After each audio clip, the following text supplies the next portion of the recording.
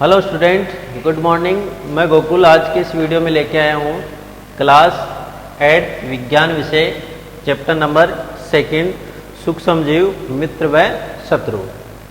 उससे जो previous video था उसके अंदर हमने देखा था कि सूक्ष्म जीव होते क्या हैं, वो किस प्रकार जो हैं वो सजीवों के लिए लाभदायक होते हैं, उसके बारे में हमने चर्चा की थी।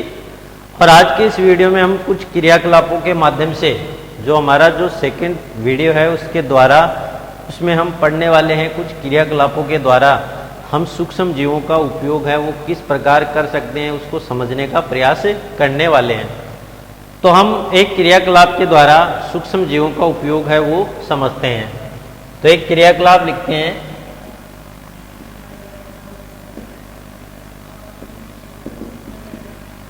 अब इस क्रियाकलाप में हम देखेंगे कि हमें क्या करना है। एक तो जल लेना है, कुछ आटा लेना है और कुछ ईस्ट पाउडर लेना है।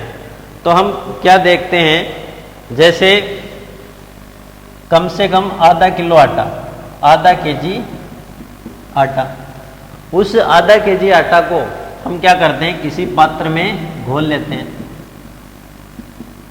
ठीक है, अब जैसे इस पात्र के अंदर इसको घोल लिया तो घोलने के लिए हमें क्या चाहिए, गर्म पानी है वो लेना है, गर्म पानी। उसके साथ हमें क्या लेना है, ईस्ट पाउडर। तो इन सब को मिलाकर आटे को अच्छी तरह से घोलकर गूंथ लिया जाता है। अब आटे को गूंथने के बाद इसको हम कुछ समय के लिए क्या छोड़ देते हैं, शांत छोड़ देते हैं। कम से कम आप 3 या 4 घंटे मान लो, 3-4 घंटे के लिए इसको हम शांत छोड़ देते हैं। अब हम क्या देखते हैं कि जैसे हमने ये पात्र है इस प्रकार और इस पात्र में ये आटा इस प्रकार भरा है, ये आटा है वो हमने भर दिया है। तो जब हम कुछ समय के पश्चात इसको देखेंगे तो ये जो आटा है वो इस प्रकार फूल जाएगा। तो ये प्रारंभिक अवस्था है और ये 3-4 घंटे की अवस्था है। तो इसमें जो आटा है वो क्या होगा, इस प्रकार फूल जाता है और प्रारंभ में आटा इस प्रकार होता है।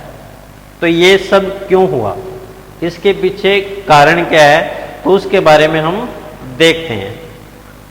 अब हमें पता है कि जो यीस्ट होते हैं सूक्ष्म जीव हैं।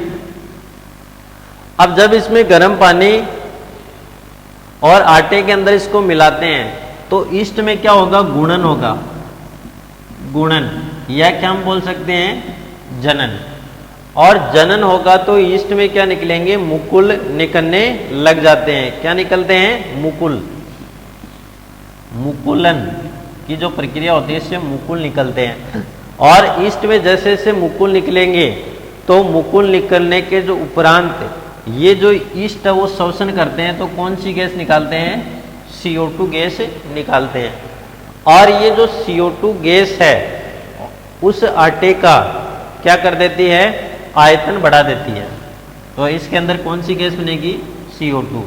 तो ये CO2 क्या करती है, उस आटा है उसका आयतन बढ़ा देती है। और आयतन बढ़ा देती है तो ये आटा क्या होता है, फूल जाता है। और हमें लगता है कि जो आटा है उसका मात्रा बढ़ गया, लेकिन ये आटा फूल जाने के कारण इसका आयतन बढ़ जाता है। किस गैस की उपस्थिति में, CO2 गैस की उपस्थिति में। अर्थात ईस्ट में जो जनन के दौरान गैस निकलती है CO2, जो आटे या जो मैदा हमने लिया उसका आयतन क्या होता है, बढ़ा देती है।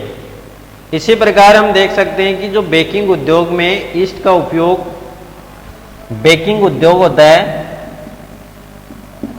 उसमें जो ईस्ट है उसका सामान्य तो उपयोग जो है वो जैसे केक के निर्माण में, पेस्ट्री के निर्माण में किया जाता है। बेकिंग उद्योग में ईस्ट का उपयोग केक है, पेस्ट्री है, और हम लिख सकते हैं ब्रेड, जो ब्रेड बनती है उन सब के निर्माण में किसका उपयोग किया जाता है, ईस्ट का उपयोग किया जाता है। इसका मतलब हम लिख सकते हैं कि जो ईस्ट है वो क्या होते हैं, लाभदायक होते हैं। फिर अगला जो उपयोग हम पढ़ने वाले हैं वो है सूक्ष्म जीवों का वाणिज्यिक उपयोग। तो वाणिज्य के रूप में जो सूक्ष्म जीव है उनका उपयोग किस प्रकार किया जाता है। तो अगला हमारा जो उपयोग रहने वाला है वो रहेगा सूक्ष्म जीवों का वाणिज्यिक उपयोग।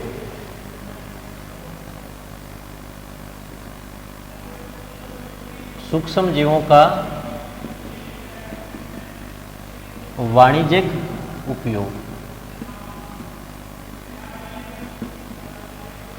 वाणिज्य के क्षेत्र में सूक्ष्म जीव है, उनका किस प्रकार उपयोग किया जाता है।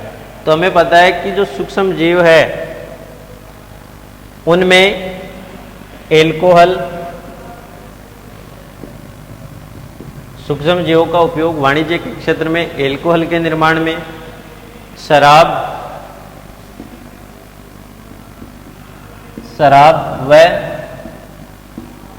सिरके के निर्माण में किया जाता है। ये आपको ध्यान रखना है।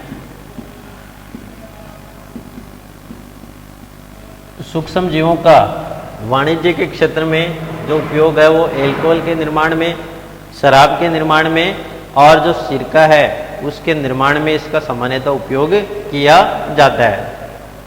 अब हम देख सकते हैं कि जो शराब है उसका निर्माण किस प्रकार होता है। शराब हमें पता है कि जो चावल होते हैं उसमें स्टार्च होता है, या फिर इसको हम क्या बोल सकते हैं, मंड बोल सकते हैं, और कुछ फलों के रस। तो फलों के रसों में भी क्या होता है, स्टार्च है, या जो कार्बोहाइड्रेट वो प्रचुर मात्रा में होता है।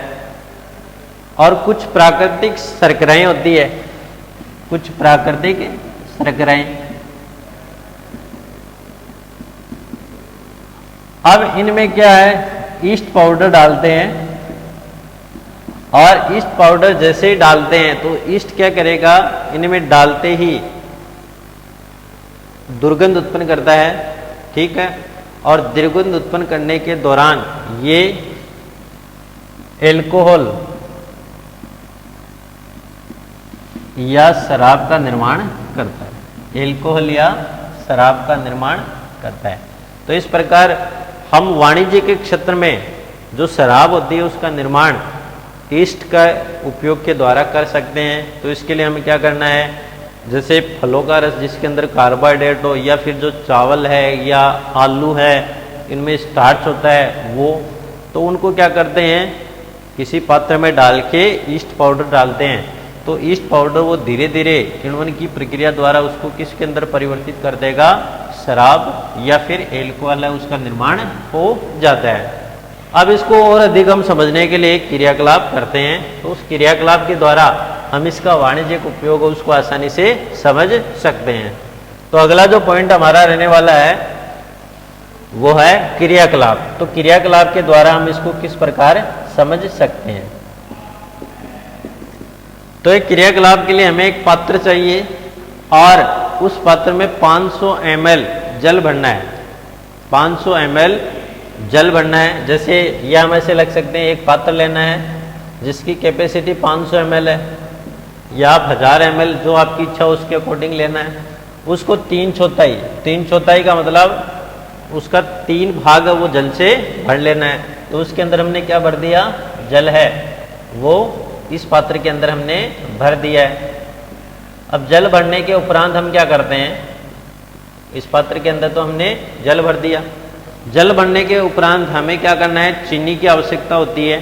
कम से कम इसके अंदर 2 या 3 चम्मच क्या डालते हैं, चीनी डाल देते हैं।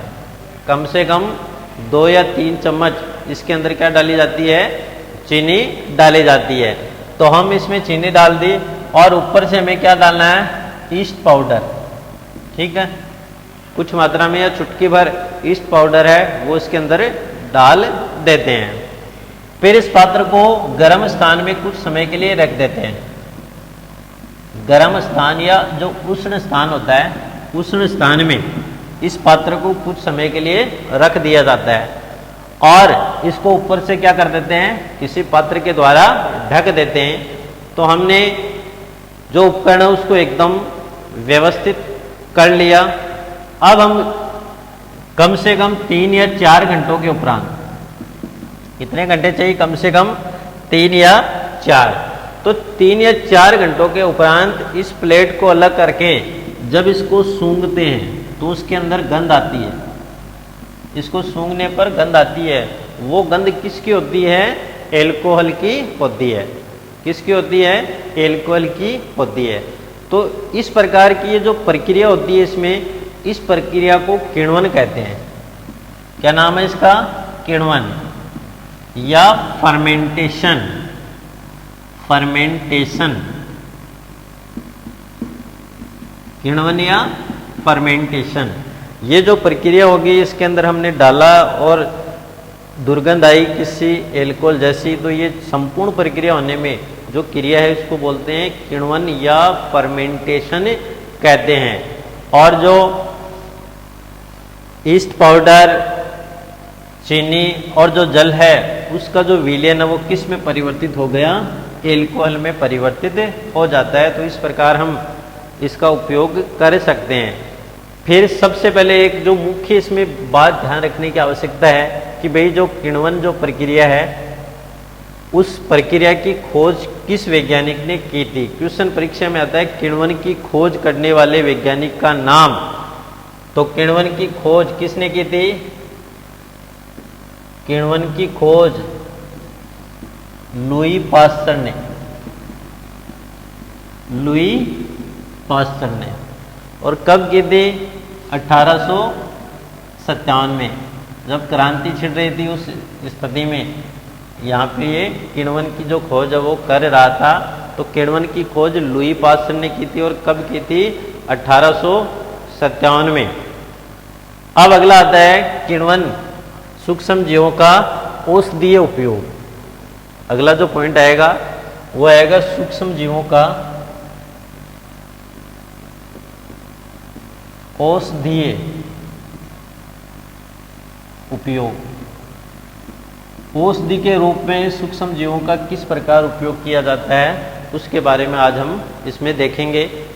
तो औषधि हमें पता है कि कई जो सूक्ष्म जीव हैं इनका सामान्यतः उपयोग औषधि में किया जाता है। जैसे हमें पता है कि जब व्यक्ति बीमार होता है, कोई भी व्यक्ति, और वो डॉक्टर के पास जाता है तो उसको मान लो हल्का सर्दी बुखार हो तो डॉक्टर उसको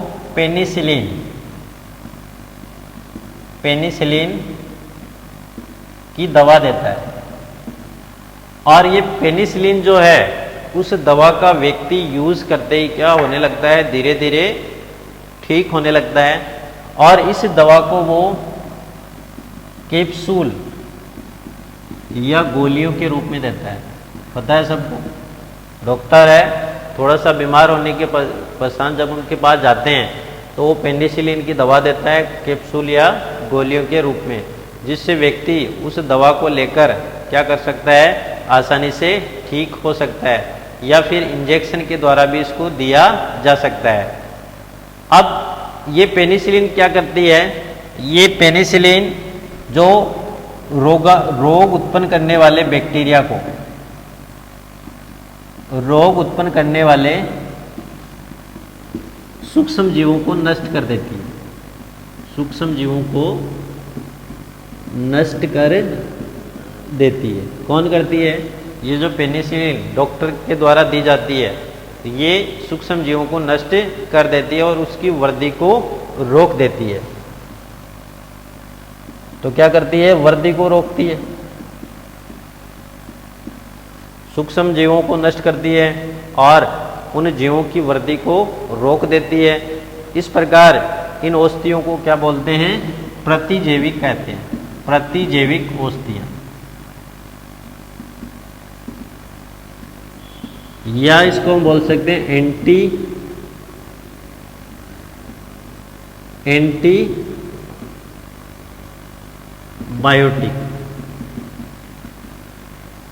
अब क्वेश्चन आता है प्रतिजैविक औषधियां एंटीबायोटिक किसे कहते हैं?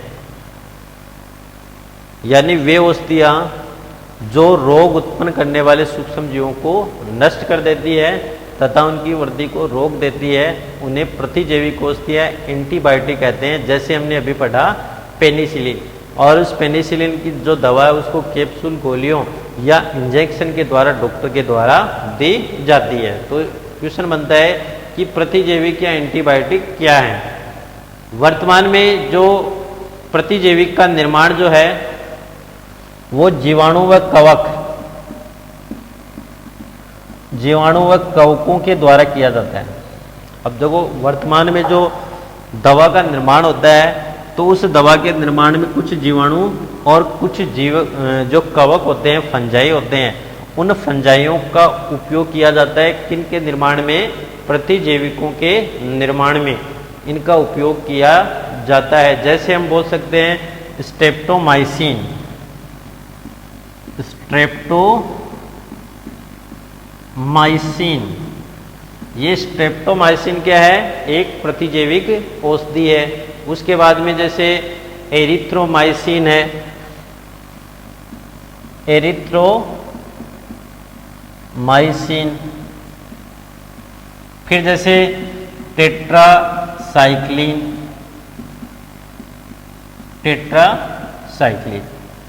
तो क्वेश्चन इससे जो परीक्षा में क्वेश्चन पूछा जाता है वो क्या आता है कि प्रतिजैविक औषधियाँ किसे कहते हैं। तो हम लिख सकते हैं वे औषधियाँ जो रोग उत्पन्न करने वाले सूक्ष्म जीवों को नष्ट कर देती है या उनकी वृद्धि को रोक देती है, एंटीबायोटिक कहलाती है।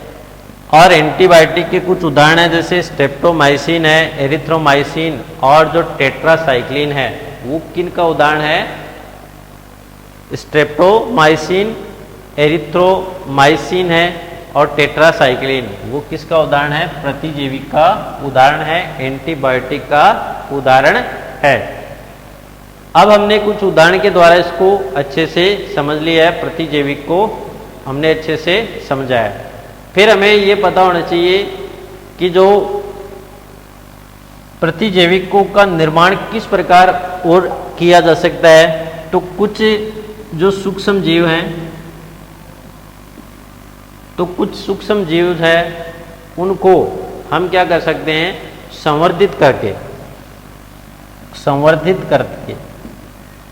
तो कुछ सूक्ष्म जीवों को संवर्धन के द्वारा तैयार करके हम प्रतिजैविक का निर्माण जो है वो आसानी से कर सकते हैं। अर्थात हम लिख सकते हैं सूक्ष्म जीवों को के संवर्धन के द्वारा हम प्रतिजैविकों का जो है वो निर्माण कर सकते हैं। अब बात आती है कि भाई पेनिसिलिन का निर्माण किसने किया, तो वैज्ञानिक का नाम है अलेक्जेंडर फ्लेमिंग। तो पेनिसिलिन दवा है, उसका निर्माण करने वाले वैज्ञानिक का नाम क्या है, अलेक्जेंडर फ्लेमिंग। पेनिसिलिन की खोज, क्वेश्चन आता है पेनिसिलिन की खोज किस वैज्ञानिक ने की थी, 1929 में फफूद के द्वारा। तो ये ध्यान रखना 1929 में फफूद के द्वारा अलेक्जेंडर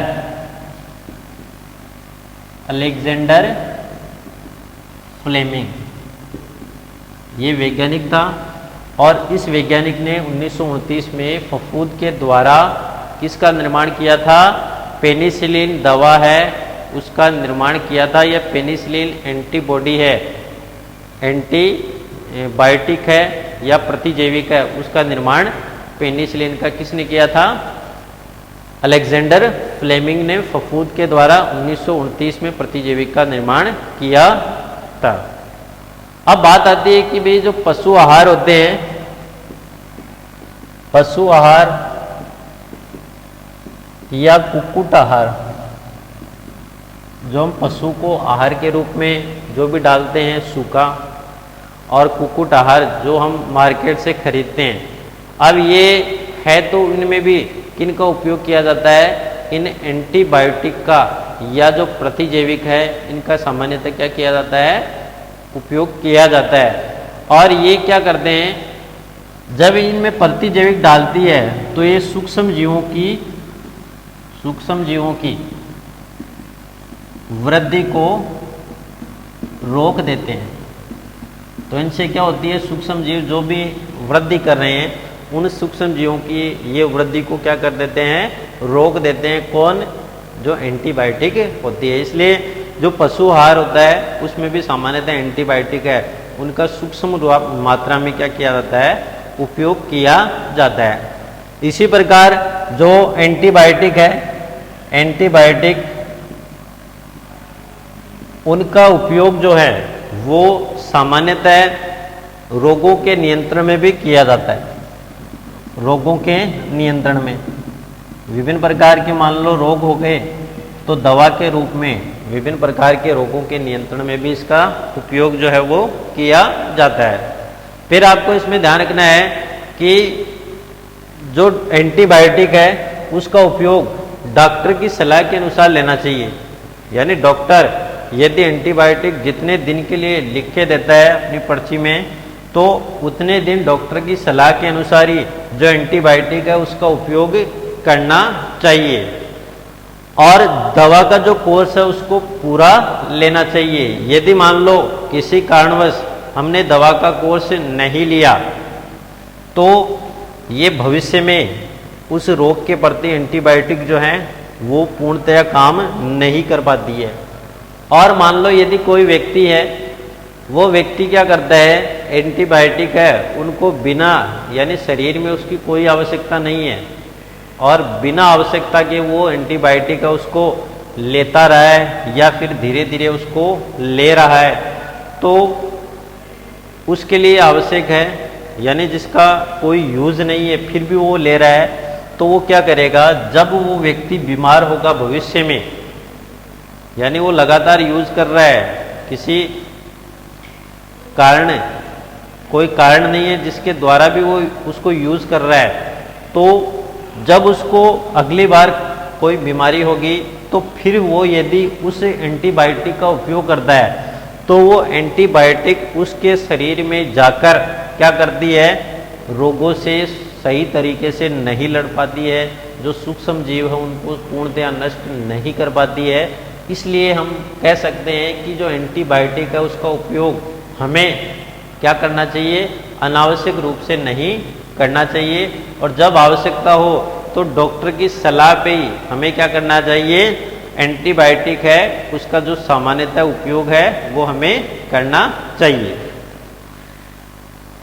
अब हमें पता है कि जो एंटीबायोटिक है तो उसका यदि व्यक्ति बिना यूज उपयोग कर रहा है तो वो उनका यदि उपयोग करेगा तो वो भविष्य में जब रोग होगा तो रोग होने पर जो सूक्ष्म जीव उनको वो एंटीबायोटिक नष्ट नहीं कर पाती है और वो व्यक्ति है वो रोगों से काफ़ी ग्रसित हो सकता है। अब आगे में पता है कि जो सर्दी जुकाम और फ्लू है, एक चीज़ इसमें ध्यान रखना, एक तो आती है सर्दी जुकाम और फ्लू जिसको इन्फ्लुएंजा बोलते हैं, इन्फ्लुएंजा। इन सब के इलाज के लिए एंटीबायोटिक्स कारगर नहीं है। एंटीबायोटिक यूजफुल नहीं है, ये चीज़ आपको ध्यान रखनी है। सर्दी जुकाम फ्लू इनके लिए एंटीबायोटिक यूजफुल नहीं है। क्यों नहीं है? क्योंकि जो एंटीबायोटिक है वो केवल जैसे जीवाणु है, प्रोटोजोआ, उनसे संबंधित जो बीमारियां उनके ऊपर कारगर है। और ये जो रोग हैं वो किससे जनित होते हैं? वायरस जनित रोग हैं। किसके जनित? वायरस जनित या विषाणु जनित रोग हैं। और विषाणु जनित रोगों पर जो एंटीबायोटिक है उसका कोई उपयोग नहीं होता है, या एंटीबायोटिक जो है वो कारगर सिद्ध नहीं होती है। इसलिए हम कह सकते हैं कि सर्दी जुकाम और जो फ्लू है उसमें एंटीबायोटिक जो है उसका उपयोग नहीं किया जाता है। तो इस प्रकार हमने आज के इस वीडियो में भी खासकर कुछ जो सूक्ष्म जीव है उनके उपयोग के बारे में चर्चा की थी, जिसमें हमने सबसे पहले देखा था उसका वाणिज्यिक उपयोग है और औषधियों के रूप में एंटीबायोटिक है या फिर औषधियों के रूप में सूक्ष्म जीवों का उपयोग किस प्रकार किया जाता है, इसके बारे में हमने आज की वीडियो में चर्चा की। और अगला जो वीडियो आएगा उसमें हम जो वैक्सीन है, जो टीका है, उसका निर्माण किसने किया था, तो टीका किस प्रकार है वो शरीर में कार्य करता है, उसके बारे में हम चर्चा करने वाले हैं।